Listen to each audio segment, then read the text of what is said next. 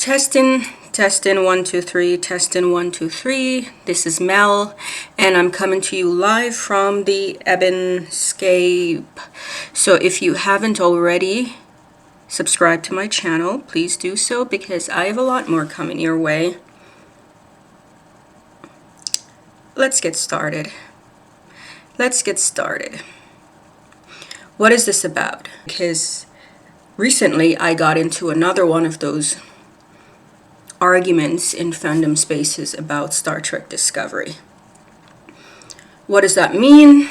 Well, I resent the criticism that those of us who are critical of Star Trek Discovery are just bad people. I have seen a lot of straw man arguments about Star Trek Discovery, like people complain it's too dark, they complain, people are racist and people are sexist, and oh, it's too dark and blah blah blah.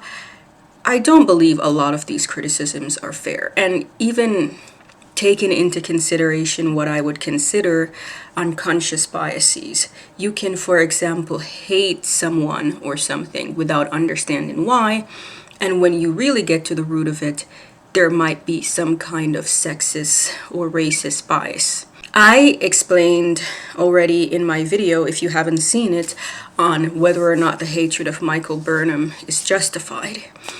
And what I had pointed out was that Michael Burnham is a black female who is taking up a lot of space in the eyes and viewership of the Star Trek fandom, and this is unusual for Star Trek, who almost doesn't, or in the history of Star Trek, there haven't been many prominently featured black women.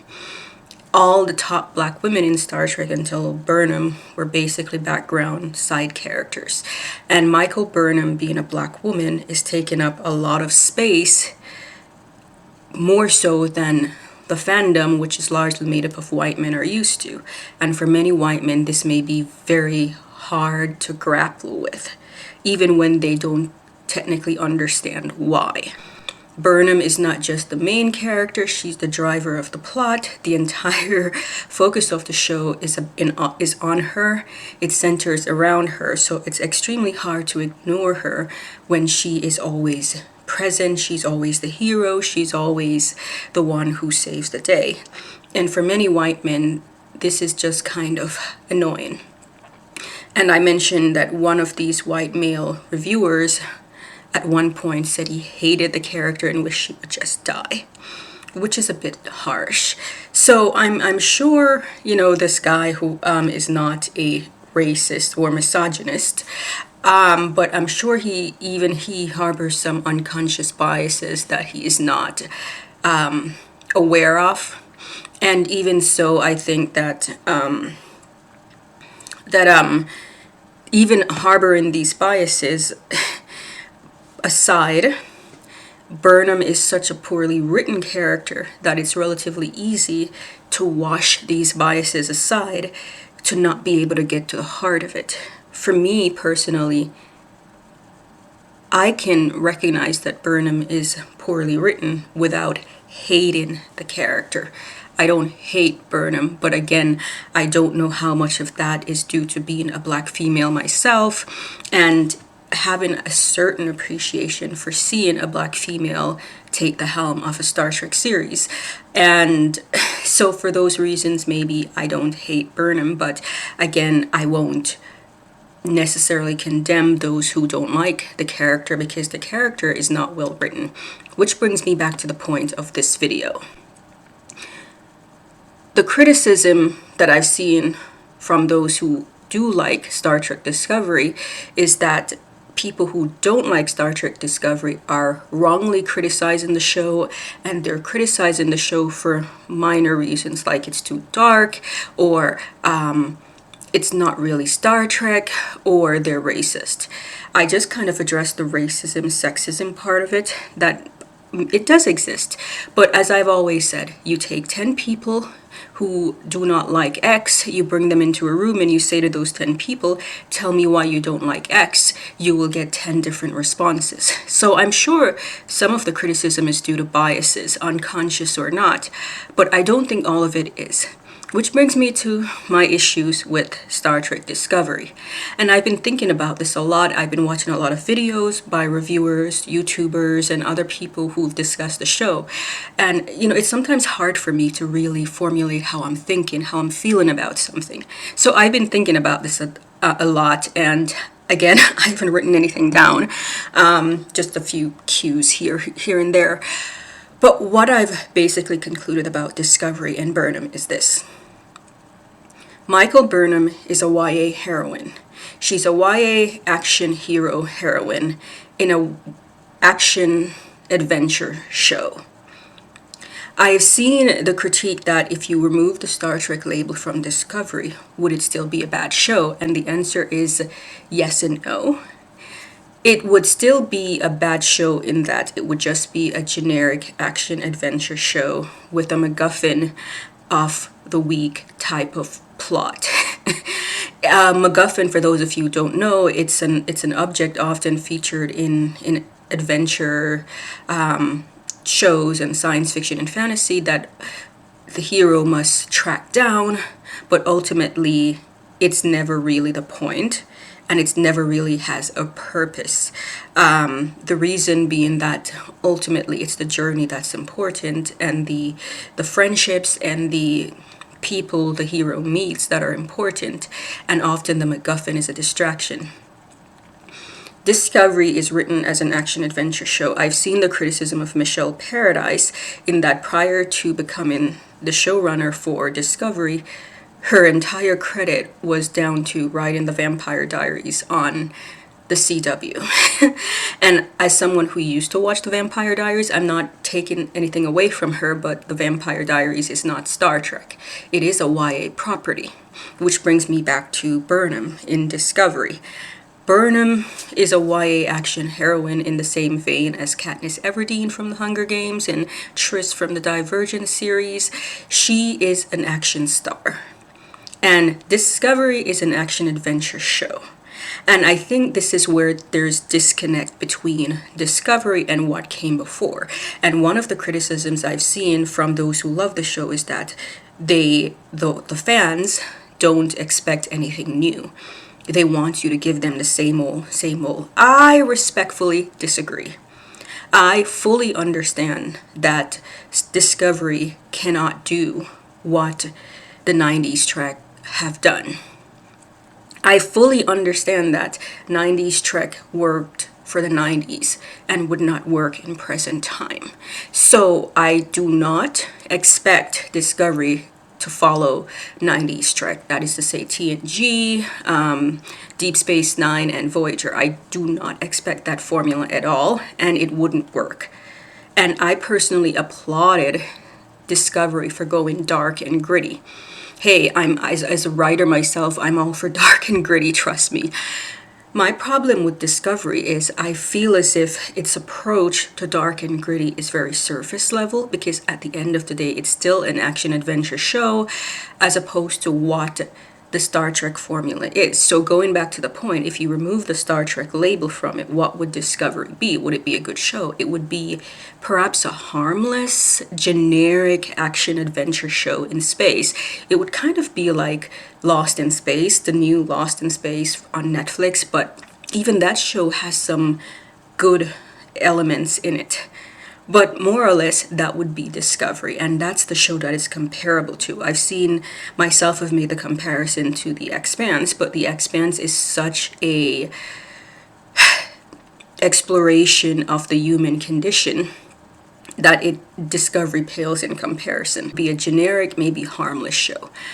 Going back to applying the Star Trek label to it, I am not saying it's not Star Trek. It's Star Trek because it's under the Star Trek property, and that's just common sense. When people say it's not Star Trek, the mistake is believing that it's because it deviates so far from the Star Trek formula.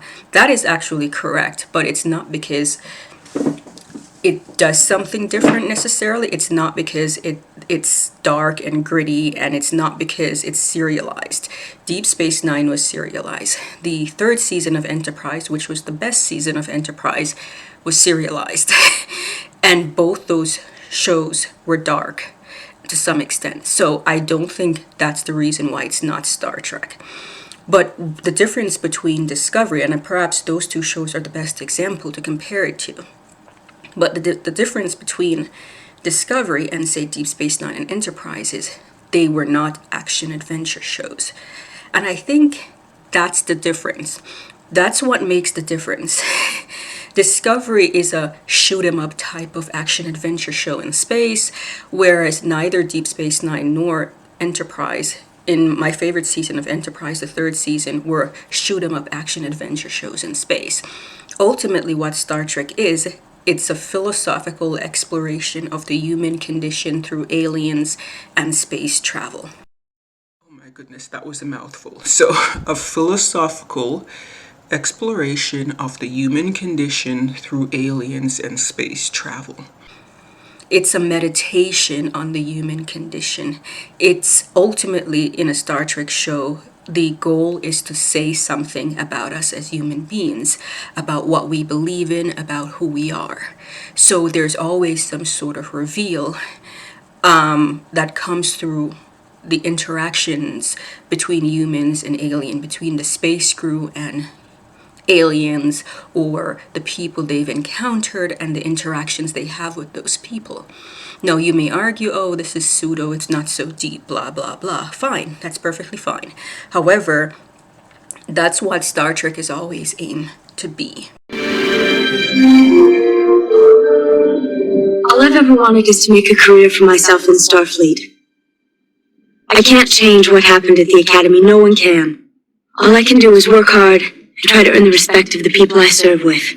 If you're not going to give me that chance, then I respectfully request that you transfer me to another ship. If you're looking for a more lenient commander, I don't think you'll find one. Permission to speak freely, sir? Please do. If you didn't want me on your ship, you should have said so when I was assigned to it. It's not your place to punish me for what I did at the Academy. I've worked hard here. My record is exemplary. If you're going to judge me for what I am now. Very well, Ensign. I will. It took courage to come here and face me after what I said to you the other day. I didn't ask you here because I was assessing your qualifications for the ops position. I don't understand, sir. I was harsh with you because I wanted to assess you for a very important mission. A mission that could put you in a situation that would be far more unnerving than a dressing down by your commanding officer. Can I ask what that mission is, sir? Join the senior officers in the observation lounge at 0900 hours. We'll discuss it then. Yes, sir. And Ensign, I do know why you ended up on the Enterprise. I asked for you. I wanted to make sure that you got a fair chance to redeem yourself. Thank you, sir. Discovery is not that. Discovery is not about character development. It's not about exploring the human condition. It's about action, adventure, and a MacGuffin. That's what Discovery is about. It's about, some MacGuffin, whether it's control the AI system, whether it's the Red Angel, or whatever the case may be. That's what it's about. And it's action adventure. If Discovery had been about the brutal and gritty realities of war, which is what I thought it would have been about in season 1, which is why I still prefer season 1 compared to all 3 seasons, because for all its flaws, I enjoyed and appreciated the fact that a lot of what went on in Discovery, season 1, kind of had repercussions on the humans in the show, and I would have loved to explore all of that. For example, the Ash Tyler character played by Shazad Latif was a prisoner of war who came back with PTSD. And again, this is not about trauma porn, but exploring his PTSD for me and the fallout from the Klingon War. I thought that was what the show would have been about, a meditation on that. Michael Burnham being a prisoner of war who started the war, how does that impact who she is? Ultimately, Burnham was never she never had to really think much about it because she was basically rewarded. Even the, what's her name, Detmer, the one with the eye, the pilot with the eye, she had to upgrade her eye or change her eye as a result of the Klingon War, but we never heard anything about that. And those are the stories that I wanted explored in Star Trek Discovery Season 1, and those were the stories that I thought it would explore. Ultimately, this never happened.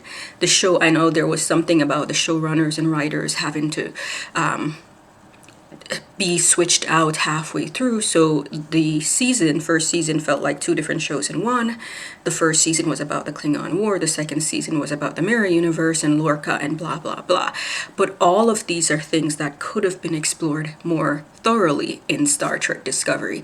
And if that was what the show was about, the dark, gritty reality of war and its impact on the crew members and those who partake in it, then I think Discovery would have worked. I think it would have been brilliant, and I would have been all for it. The problem is Discovery never went there. It instead became a generic action-adventure show with no character growth or development. Burnham is frequently rewarded for doing her own thing.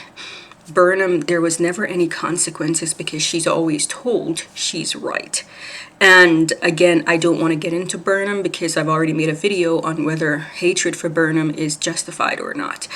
I do think the character is poorly written, chiefly because she is an overcompensation of sort for not just the history of women in Star Trek, but also Black women in particular. She is overwritten to be uber competent, and she is more competent at everybody else's job than they are, which is problematic going forward because she's now captain, and this is someone we know with a Jesus complex. So isn't the main trait of a good leader, isn't it that they allow their crew members, their staff, to do what they're good at? Will Burnham do everyone else's job for them going forward? Will she just take it up on herself to save the day? I don't know, but I think all of this was poorly thought out, and I think this is the main problem with Discovery. Okay, I'm back. So, for me, I think it's not fair to say that people who don't like Discovery hate it because we're complaining that it's dark and gritty. The dark and gritty aspect of it doesn't bother me. What bothers me is that it's not a show about people. It's a show about MacGuffins and action and adventure and fighting and shoot 'em up style action. This is not, if you're into action shows and movies, then maybe you'll enjoy this. But if you were into what Star Trek was about, which is the philosophical meditation on the human condition, then Discovery doesn't work because you can see where it falters. And besides Burnham, the other characters have been shortchanged. Stamets, what has he been doing for the past 2 seasons? Even the introduction of new characters like Adira and Gray, and don't get me started on that. I feel that Star Trek is more concerned, Discovery is more concerned about showing off and sending a message about inclusion than actually telling a story. And these two things can be done. They can be interwoven seamlessly. Discovery just doesn't know how to do that, which is my second grievance with the show. I think it's bad at storytelling. So I think it was Wes from the Penske File who, Discovery thinks it's making you a sandwich, but what it does is it takes all the ingredients and it just tosses them at you and say, there's your sandwich. I think this is an accurate description of the Discovery storytelling, where it's just jarring and inconsistent and not fluent. It's not in any way, shape, or form cohesive. So where they announced before the show even premiered that they would have a non-binary character. And I assumed that meant that by the time we met Adira, Adira would be non-binary at the very get-go. This was not the case. When we met Adira, Adira was identifying as she, her. Okay, I thought, well, maybe they will use the Trill symbiote to explore Adira's transition from she, her to they, them. This never happened. Adira had no development on screen, and when we met Adira again in episode 7, Adira just announced, okay, I'm they, them. Had we not known in advance that this was the character who would be non-binary, the audience would have been lost as to how we got here. I still don't know if Adira's they-them identity is a result of the Trill symbiote kind of opening up Adira's worldview to the problem with binary gender identity for someone who can tap into both the consciousnesses of men and women, or if this was Adira all along. There was never any exploration of this, and I am going to stick to that criticism. This was poorly developed. I don't know what Discovery's doing. I don't know what the others do. I don't know what any of them do. Because again, Burnham just kind of does their job for them, and I don't know what their professional designations are, and Discovery never developed this, because ultimately it kind of push aside the Star Trek formula, which is Star Trek works best when it's an ensemble show, when it's about groups of people, a group of people as opposed to one person. But by centering the narrative around Burnham, they basically failed to develop all the characters properly, and this is ultimately part of the problem. And I don't know, but anyway, I just wanted to make this video. It's running a little bit longer than I needed to. I just wanted to make this video to address a lot of the strawman arguments and unfair criticisms tossed at those of us who are critical of Discovery. I think Discovery could have done a better job, and I will not give them a pass simply because they have a black female lead. I think they could have done better. I think maybe they need better writers. They've proven that they know Star Trek lore. The problem is they use Star Trek lore more like aesthetics. It's more like decoration. Or dressing. It's not integrated in the actual story. We don't or didn't expect a action adventure series. We still expected a meditation on the human condition, which is what Star Trek is, what the property has always been about. So once you stray from that and give us an action adventure shows with MacGuffin, going back to the original point, remove the Star Trek label, it's a generic action show, add the Star Trek label, it's bad Star Trek. It's very bad Star Trek. But anyway, that's kind of what I have to say about Discovery and a lot of the criticism of Discovery. Let me know your thoughts, and let me know if you have any grievances with the show or just anything you have. And in the meantime, folks, subscribe to my channel and give me a thumbs up and spread the word. Until then, I'm gonna be out.